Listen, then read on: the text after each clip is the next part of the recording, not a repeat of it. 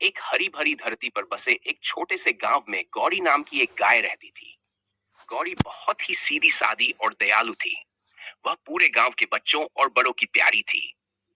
गौरी का मालिक रामलाल भी उसे बहुत प्रेम करता था, लेकिन धीरे धीरे लालच उसके मन में घर करने लगा। एक दिन रामलाल के दोस्त हरि ने उससे कहा, गौरी अब बूढ़ी हो गई है, इसका अब क्या फायदा, इसे बेच दो, कुछ पैसे ही मिल जाएंगे। पहले तो रामलाल को यह बात बुरी लगी, लेकिन फिर लालच के कारण वह सोचने लगा कि अगर वह गौरी को बेच देगा तो उससे कुछ पैसे मिल सकते हैं। रामलाल की ये बातें गौरी ने सुन ली। वह बहुत दुखी हुई, लेकिन उसने सोचा, मैंने अपना सारा जीवन इस परिवार की सेवा में लगा दिया, फिर भी आज मुझे छोड़ने की बात हो रही है। इसी बीच एक दिन गांव में बाढ़ आ गई। गांव के कई घर बह गए और लोग जान बचाने के लिए ऊंची जगहों की ओर भागने लगे। रामलाल और उसका परिवार भी मुसीबत में फंस गया।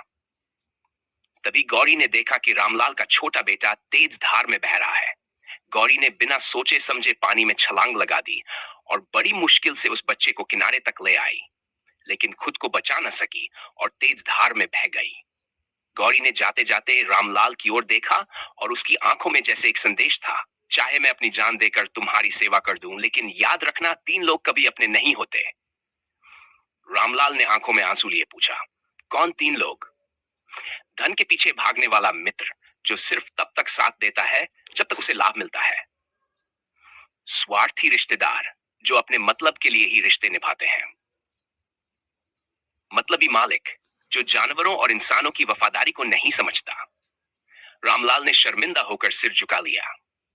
उसे एहसास हुआ कि उसने अपनी स्वार्थ के कारण उस गाय को छोड़ने की सोची, जिसने अपने प्राणों की परवाह किए बिना उसके परिवार की रक्षा की।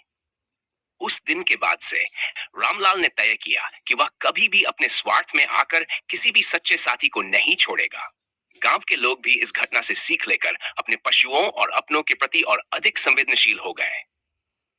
गाय के बलिदान से यह सीख मिलती है कि सच्चे साथी वही होते हैं जो किसी स्वार्थ के बिना हमारा साथ निभाते हैं, लेकिन धन, स्वार्थी रिश्तेदार और मतलबी मालिक कभी अपने नहीं हो सकते।